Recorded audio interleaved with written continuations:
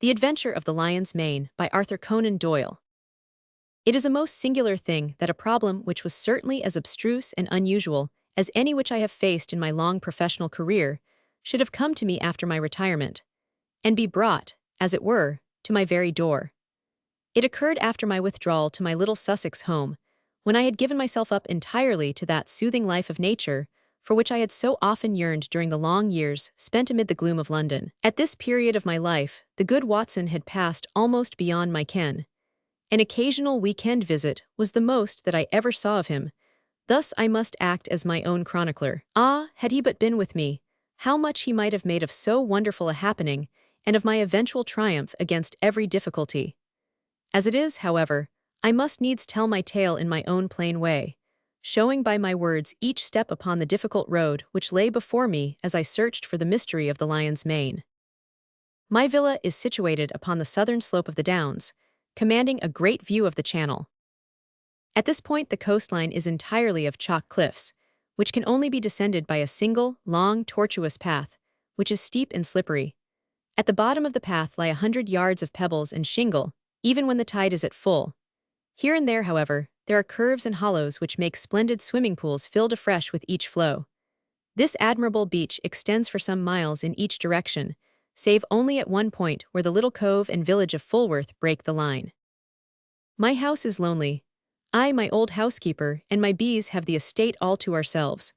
Half a mile off, however, is Harold Stackhurst's well-known coaching establishment, The Gables, quite a large place, which contains some score of young fellows preparing for various professions, with a staff of several masters. Stackhurst himself was a well-known rowing blue in his day, and an excellent all-round scholar. He and I were always friendly from the day I came to the coast, and he was the one man who was on such terms with me that we could drop in on each other in the evenings without an invitation. Towards the end of July, 1907, there was a severe gale, the wind blowing up channel, heaping the seas to the base of the cliffs and leaving a lagoon at the turn of the tide. On the morning of which I speak the wind had abated, and all nature was newly washed and fresh. It was impossible to work upon so delightful a day, and I strolled out before breakfast to enjoy the exquisite air. I walked along the cliff path which led to the steep descent to the beach. As I walked I heard a shout behind me, and there was Harold Stackhurst waving his hand in cheery greeting. "What a morning, Mr. Holmes. I thought I should see you out. Going for a swim, I see." "At your old tricks again," he laughed, patting his bulging pocket. "Yes, Macpherson started early, and I expect I may find him there." Fitzroy Macpherson was the science master, a fine upstanding young fellow whose life had been crippled by heart trouble following rheumatic fever. He was a natural athlete, however, and excelled in every game which did not throw too great a strain upon him. Summer and winter he went for his swim, and as I am a swimmer myself, I have often joined him. At this moment we saw the man himself. His head showed above the edge of the cliff where the path ends. Then his whole figure appeared at the top, staggering like a drunken man. The next instant he threw up his hands and with a terrible cry fell upon his face. Stackhurst and I rushed forward, it may have been 50 yards, and turned him on his back. He was obviously dying. Those glazed sunken eyes and dreadful livid cheeks could mean nothing else. One glimmer of life came into his face for an instant, and he uttered 2 or 3 words with an eager air of warning.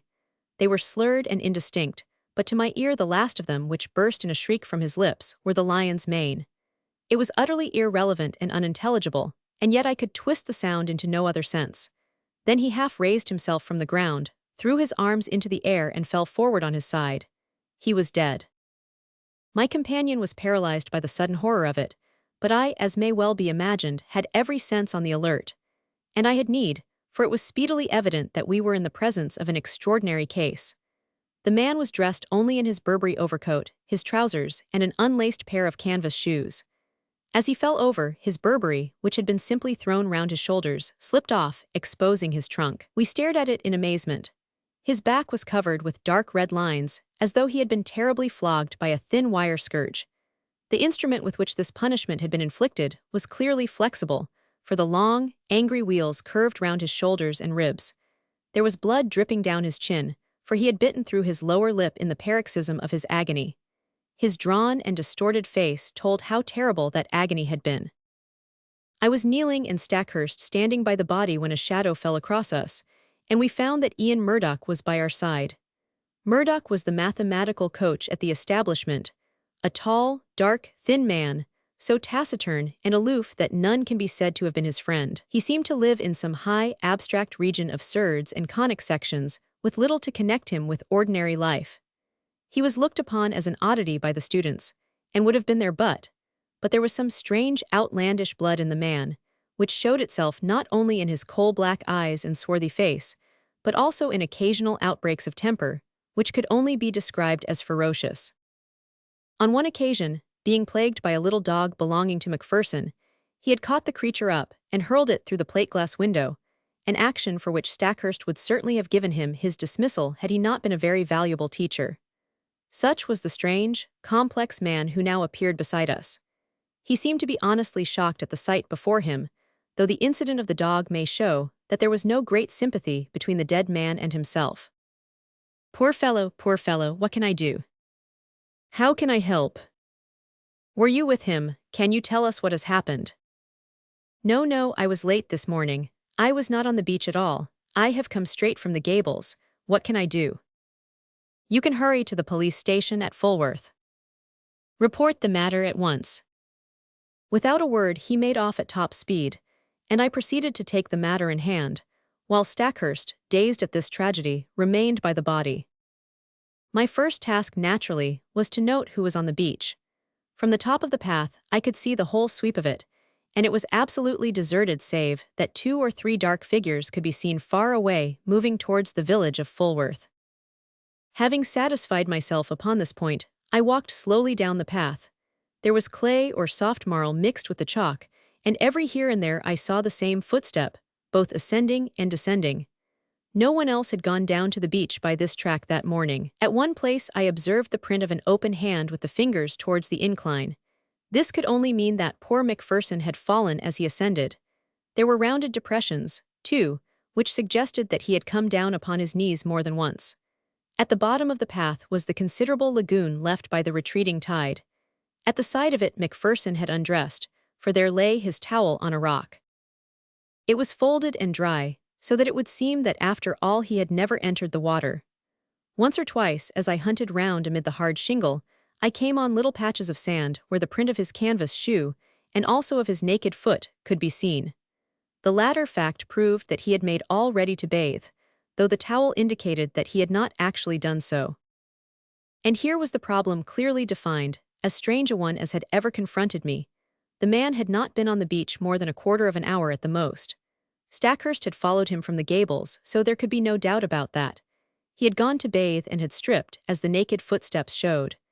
Then he had suddenly huddled on his clothes again. They were all disheveled and unfastened, and he had returned without bathing, or at any rate without drying himself. And the reason for his change of purpose had been that he had been scourged in some savage, inhuman fashion, tortured until he bit his lip through in his agony, and was left with only strength enough to crawl away and to die. Who had done this barbarous deed? There were, it is true, small grottos and caves in the base of the cliffs, but the low sun shone directly into them, and there was no place for concealment. Then, again, there were those distant figures on the beach. They seemed too far away to have been connected with the crime, and the broad lagoon in which Macpherson had intended to bathe lay between him and them, lapping up to the rocks. On the sea 2 or 3 fishing boats were at no great distance.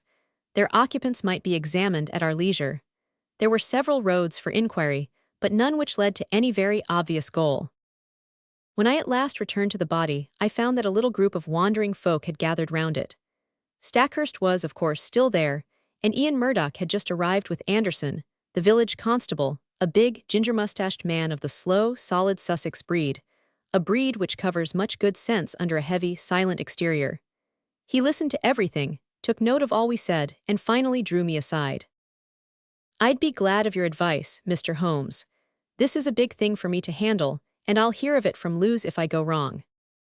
I advised him to send for his immediate superior, and for a doctor, also to allow nothing to be moved, and as few fresh footmarks as possible to be made, until they came.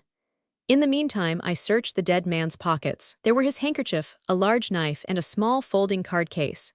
From this projected a slip of paper which I unfolded and handed to the constable. There was written on it in a scrawling feminine hand, "I will be there, you may be sure. Maudie." It read like a love affair, an assignation, though when and where were a blank. The constable replaced it in the card case and returned it with the other things to the pockets of the Burberry. Then, as nothing more suggested itself, I walked back to my house for breakfast, having first arranged that the base of the cliffs should be thoroughly searched. Stackhurst was round in an hour or two to tell me that the body had been removed to the Gables, where the inquest would be held. He brought with him some serious and definite news. As I expected, nothing had been found in the small caves below the cliff, but he had examined the papers in Macpherson's desk, and there were several which showed an intimate correspondence with a certain Miss Maud Bellamy, of Fulworth. We had then established the identity of the writer of the note. "The police have the letters," he explained. "I could not bring them, but there is no doubt that it was a serious love affair. I see no reason, however, to connect it with that horrible happening save, indeed, that the lady had made an appointment with him. But hardly at a bathing pool which all of you were in the habit of using," I remarked. "It is mere chance," said he, "that several of the students were not with Macpherson." Was it mere chance? Stackhurst knit his brows in thought. "Ian Murdoch held them back," said he. "He would insist upon some algebraic demonstration before breakfast. Poor chap, he is dreadfully cut up about it all. And yet I gather that they were not friends." "At one time they were not. But for a year or more, Murdoch has been as near to Macpherson as he ever could be to anyone. He is not of a very sympathetic disposition by nature." "So I understand. I seem to remember your telling me once about a quarrel over the ill usage of a dog. That blew over all right. But left some vindictive feeling, perhaps." No, I am sure they were real friends." "Well then, we must explore the matter of the girl. Do you know her?" "Everyone knows her. She is the beauty of the neighborhood, a real beauty, Holmes, who would draw attention everywhere. I knew that Macpherson was attracted by her, but I had no notion that it had gone so far as these letters would seem to indicate." "But who is she?" "She is the daughter of old Tom Bellamy, who owns all the boats and bathing cots at Fulworth. He was a fisherman to start with, but is now a man of some substance. He and his son William run the business." "Shall we walk into Fulworth and see them?"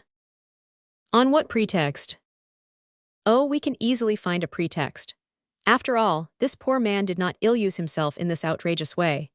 Some human hand was on the handle of that scourge, if indeed it was a scourge which inflicted the injuries.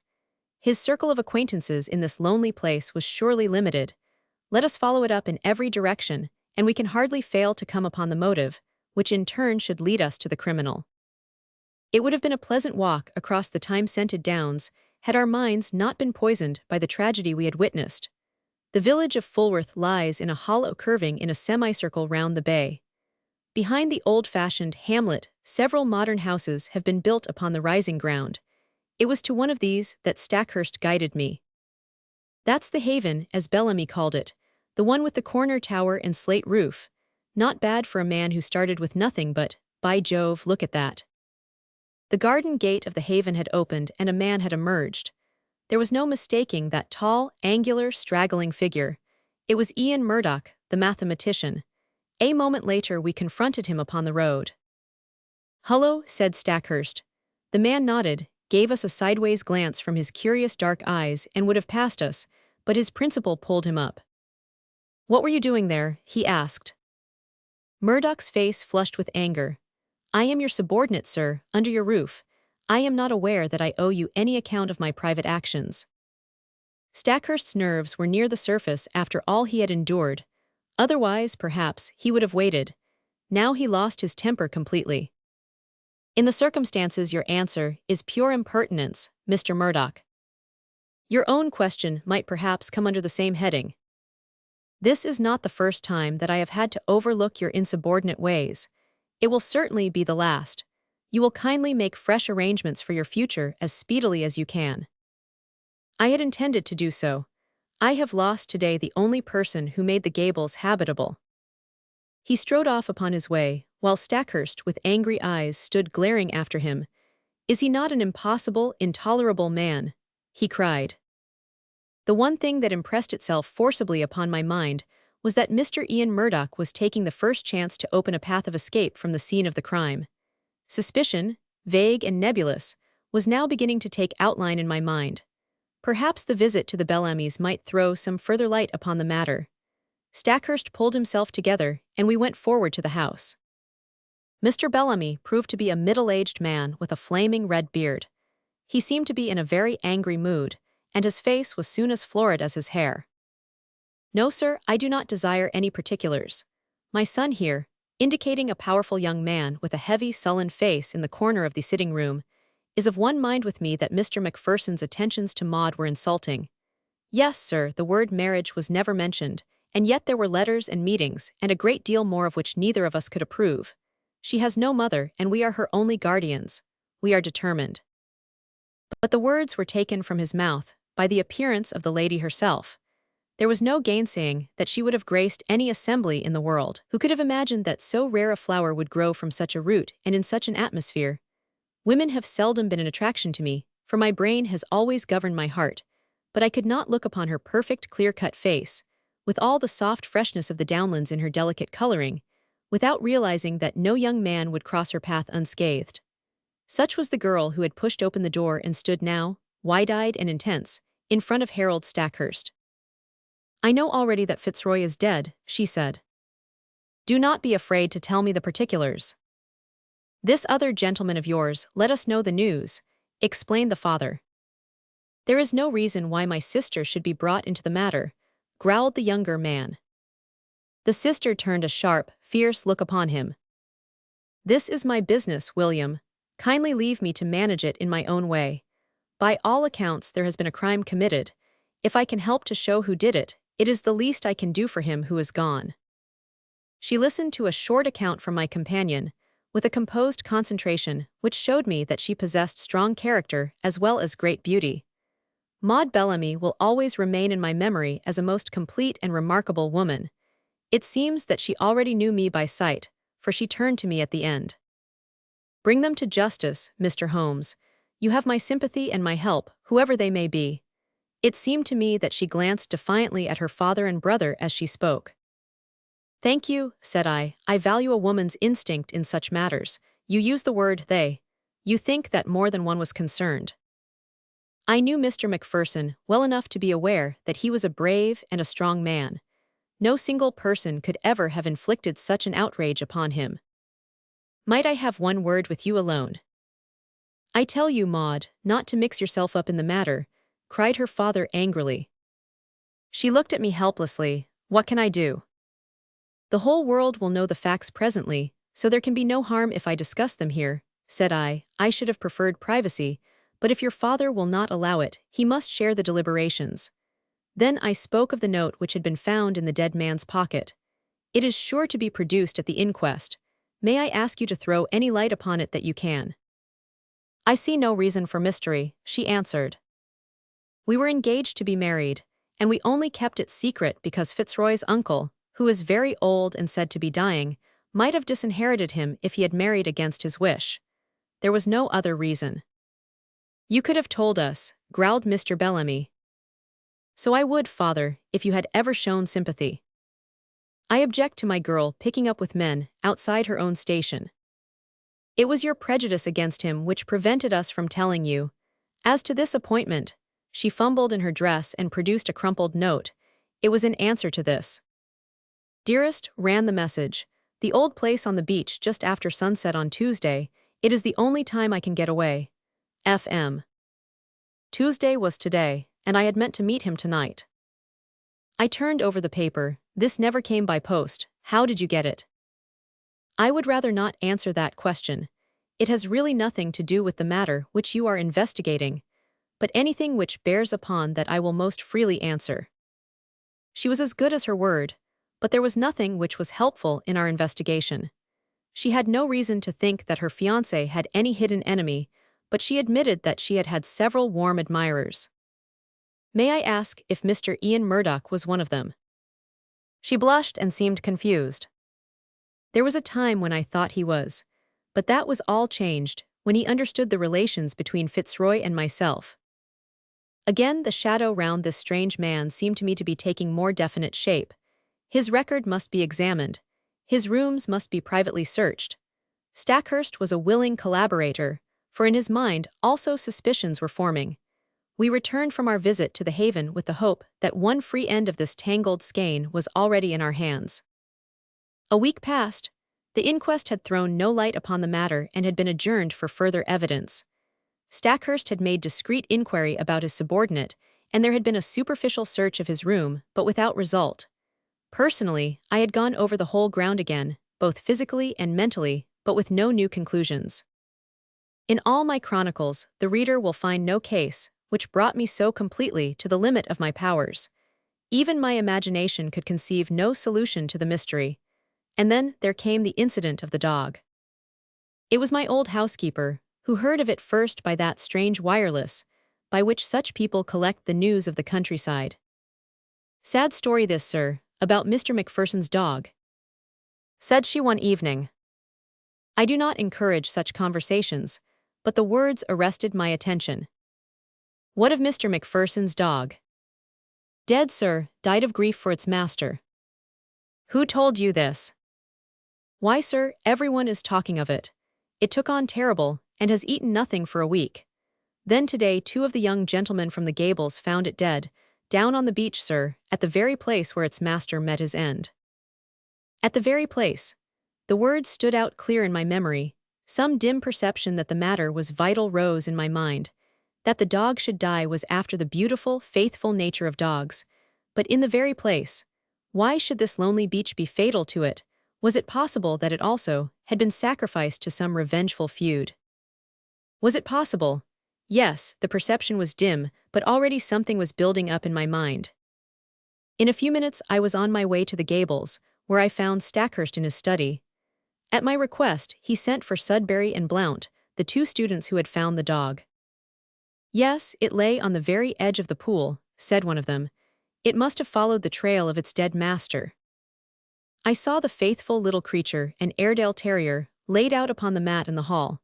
The body was stiff and rigid, the eyes projecting, and the limbs contorted. There was agony in every line of it. From the Gables, I walked down to the bathing pool. The sun had sunk, and the shadow of the great cliff lay black across the water, which glimmered dully like a sheet of lead. The place was deserted, and there was no sign of life save for 2 seabirds circling and screaming overhead. In the fading light, I could dimly make out the little dog's spoor upon the sand, round the very rock on which his master's towel had been laid. For a long time I stood in deep meditation while the shadows grew darker around me. My mind was filled with racing thoughts.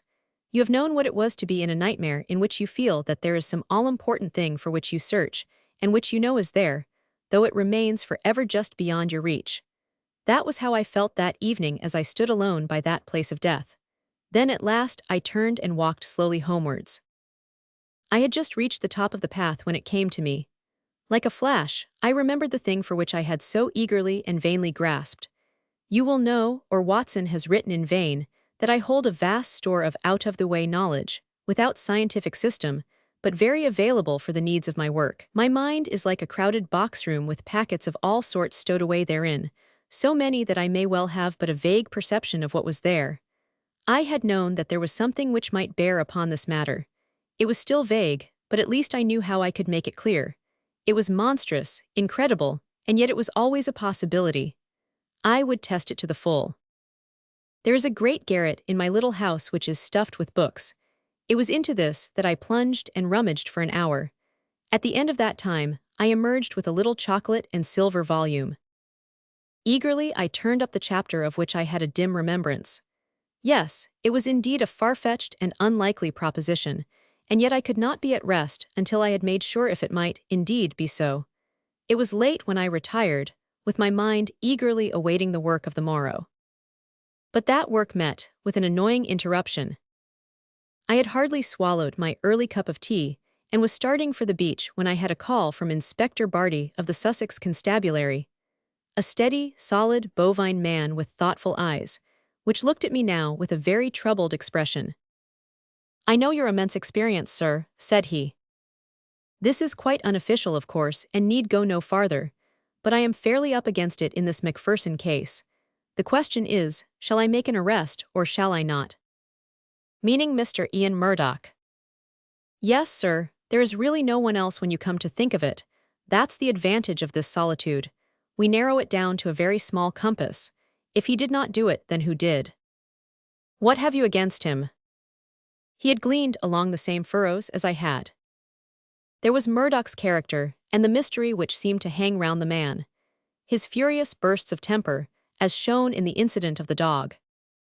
The fact that he had quarreled with Macpherson in the past, and that there was some reason to think that he might have resented his attentions to Miss Bellamy.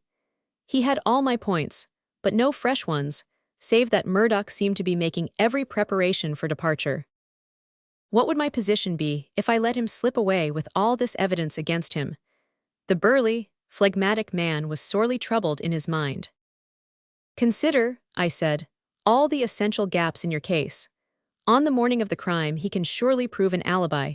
He had been with his scholars till the last moment, and within a few minutes of Macpherson's appearance he came upon us from behind.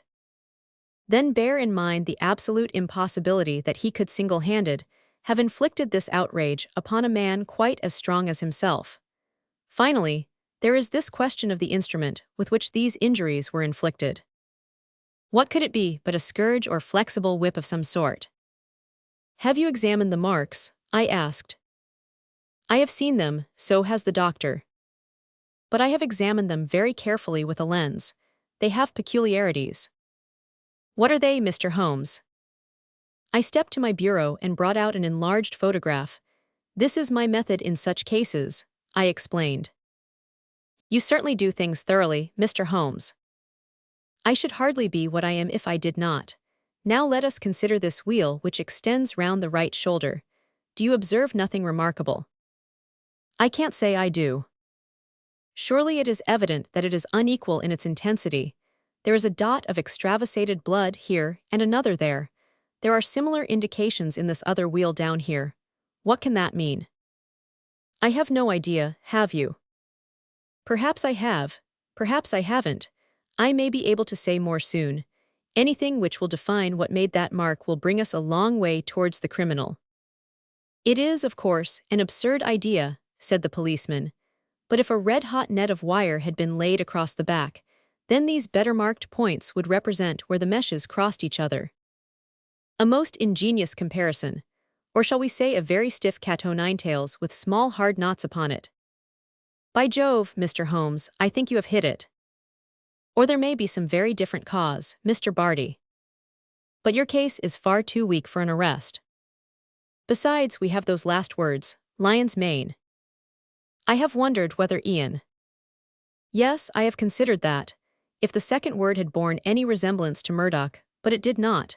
He gave it almost in a shriek. I am sure that it was Maine. Have you no alternative, Mr. Holmes? Perhaps I have, but I do not care to discuss it until there is something more solid to discuss. And when will that be? In an hour, possibly less. The inspector rubbed his chin and looked at me with dubious eyes. I wish I could see what was in your mind, Mr. Holmes. Perhaps it's those fishing boats. No, they were too far out. Well then, is it Bellamy and that big son of his? They were not too sweet upon Mr. Macpherson. Could they have done him a mischief? No, you won't draw me until I am ready. Said I with a smile. Now, Inspector, we each have our own work to do, perhaps if you were to meet me here at midday. So far we had got, when there came the tremendous interruption, which was the beginning of the end. My outer door was flung open, there were blundering footsteps in the passage, and Ian Murdoch staggered into the room, pallid, disheveled, his clothes in wild disorder, clawing with his bony hands at the furniture to hold himself erect. Brandy. Brandy, he gasped, and fell groaning upon the sofa. He was not alone. Behind him came Stackhurst, hatless and panting, almost as distrait as his companion. Yes, brandy, he cried. The man is at his last gasp. It was all I could do to bring him here. He fainted twice upon the way. Half a tumbler of the raw spirit brought about a wondrous change. He pushed himself up on one arm and swung his coat from off his shoulders. For God's sake, oil, opium, morphia, he cried. Anything to ease this infernal agony. The inspector and I cried out at the sight. There, crisscrossed upon the man's naked shoulder, was the same strange reticulated pattern of red, inflamed lines, which had been the death mark of Fitzroy Macpherson.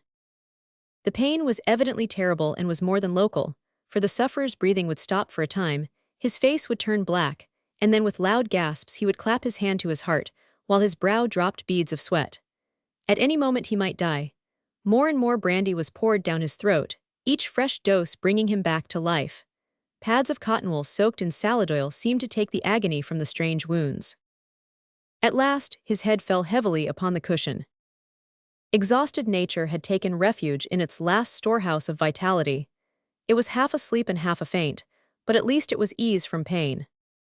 To question him had been impossible, but the moment we were assured of his condition, Stackhurst turned upon me. "My God," he cried, "what is it, Holmes? What is it? Where did you find him?" "Down on the beach, exactly where poor Macpherson met his end. If this man's heart had been weak as Macpherson's was, he would not be here now. More than once I thought he was gone as I brought him up. It was too far to the gables, so I made for you." "Did you see him on the beach?" "I was walking on the cliff when I heard his cry. He was at the edge of the water, reeling about like a drunken man. I ran down, threw some clothes about him and brought him up. For heaven's sake, Holmes, use all the powers you have and spare no pains to lift the curse from this place, for life is becoming unendurable. Can you, with all your worldwide reputation, do nothing for us?" "I think I can, Stackhurst. Come with me now. And you, Inspector, come along. We will see if we cannot deliver this murderer into your hands." Leaving the unconscious man in the charge of my housekeeper, we all three went down to the deadly lagoon. On the shingle there was piled a little heap of towels and clothes, left by the stricken man. Slowly I walked round the edge of the water, my comrades in Indian file behind me. Most of the pool was quite shallow, but under the cliff where the beach was hollowed out, it was 4 or 5 feet deep. It was to this part that a swimmer would naturally go, for it formed a beautiful pellucid green pool as clear as crystal. A line of rocks lay above it at the base of the cliff, and along this I led the way, peering eagerly into the depths beneath me. I had reached the deepest and stillest pool when my eyes caught that for which they were searching, and I burst into a shout of triumph. "Cyania," I cried, "Cyania, behold the lion's mane." The strange object at which I pointed did indeed look like a tangled mass, torn from the mane of a lion. It lay upon a rocky shelf some 3 feet under the water, a curious waving, vibrating, hairy creature with streaks of silver among its yellow tresses. It pulsated with a slow, heavy dilation and contraction. "It has done mischief enough, its day is over." I cried, "Help me, Stackhurst, let us end the murderer forever." There was a big boulder just above the ledge, and we pushed it until it fell with a tremendous splash into the water. When the ripples had cleared, we saw that it had settled upon the ledge below. One flapping edge of yellow membrane showed that our victim was beneath it. A thick oily scum oozed out from below the stone and stained the water round, rising slowly to the surface. "Well, this gets me," cried the inspector. "What was it, Mr. Holmes? I'm born and bred in these parts, but I never saw such a thing. It don't belong to Sussex." "Just as well for Sussex," I remarked. "It may have been the southwest gale that brought it up. Come back to my house, both of you, and I will give you the terrible experience of one who has good reason to remember his own meeting with the same peril of the seas." When we reached my study, we found that Murdoch was so far recovered that he could sit up. He was dazed in mind, and every now and then was shaken by a paroxysm of pain. In broken words, he explained that he had no notion what had occurred to him, save that terrific pangs had suddenly shot through him, and that it had taken all his fortitude to reach the bank. "Here is a book," I said, taking up the little volume, which first brought light into what might have been forever dark. "It is out of doors by the famous observer J.G. Wood. Wood himself very nearly perished from contact with this vile creature, so he wrote with a very full knowledge. Cyania capillata is the miscreant's full name, and he can be as dangerous to life as and far more painful than the bite of the cobra. Let me briefly give this extract. If the bather should see a loose roundish mass of tawny membranes and fibers, something like very large handfuls of lion's mane and silver paper, let him beware, for this is the fearful stinger, Cyanea capillata. Could our sinister acquaintance be more clearly described? He goes on to tell his own encounter with one when swimming off the coast of Kent. He found that the creature radiated almost invisible filaments to the distance of 50 feet, and that anyone within that circumference from the deadly center was in danger of death. Even at a distance, the effect upon Wood was almost fatal. The multitudinous threads caused light scarlet lines upon the skin, which on closer examination resolved into minute dots or pustules, each dot charged as it were with a red-hot needle making its way through the nerves. The local pain was, as he explains, the least part of the exquisite torment. Pangs shot through the chest, causing me to fall as if struck by a bullet. The pulsation would cease, and then the heart would give 6 or 7 leaps, as if it would force its way through the chest. It nearly killed him, although he had only been exposed to it in the disturbed ocean and not in the narrow, calm waters of a bathing pool. He says that he could hardly recognize himself afterwards, so white, wrinkled, and shriveled was his face. He gulped down brandy, a whole bottleful, and it seems to have saved his life. There is the book, Inspector. I leave it with you, and you cannot doubt that it contains a full explanation of the tragedy of poor Macpherson.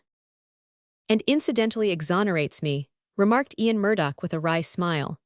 I do not blame you, Inspector, nor you, Mr. Holmes, for your suspicions were natural. I feel that on the very eve of my arrest, I have only cleared myself by sharing the fate of my poor friend. No, Mr. Murdoch. I was already upon the track, and had I been out as early as I intended, I might well have saved you from this terrific experience. But how did you know, Mr. Holmes? I am an omnivorous reader with a strangely retentive memory for trifles. That phrase, lion's mane, haunted my mind. I knew that I had seen it somewhere in an unexpected context. You have seen that it does describe the creature. I have no doubt that it was floating on the water when Macpherson saw it, and that this phrase was the only one by which he could convey to us a warning as to the creature which had been his death. Then I, at least, am cleared, said Murdoch, rising slowly to his feet. There are 1 or 2 words of explanation which I should give, for I know the direction in which your inquiries have run. It is true that I loved this lady, but from the day when she chose my friend Macpherson, my one desire was to help her to happiness.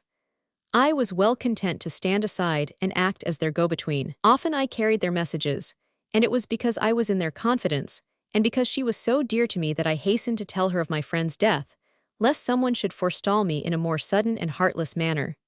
She would not tell you, sir, of our relations lest you should disapprove and I might suffer. But with your leave, I must try to get back to the Gables, for my bed will be very welcome. Stackhurst held out his hand. Our nerves have all been at concert pitch, said he. Forgive what is past, Murdoch. We shall understand each other better in the future. They passed out together with their arms linked in friendly fashion. The inspector remained, staring at me in silence with his ox-like eyes. Well, you've done it, he cried at last. I had read of you, but I never believed it. It's wonderful. I was forced to shake my head. To accept such praise was to lower one's own standards. I was slow at the outset, culpably slow. Had the body been found in the water, I could hardly have missed it. It was the towel which misled me. The poor fellow had never thought to dry himself, and so I in turn was led to believe that he had never been in the water. Why then should the attack of any water creature suggest itself to me? That was where I went astray. Well, Inspector, I often ventured to chaff you gentlemen of the police force, but Cyanea capillata very nearly avenged Scotland Yard.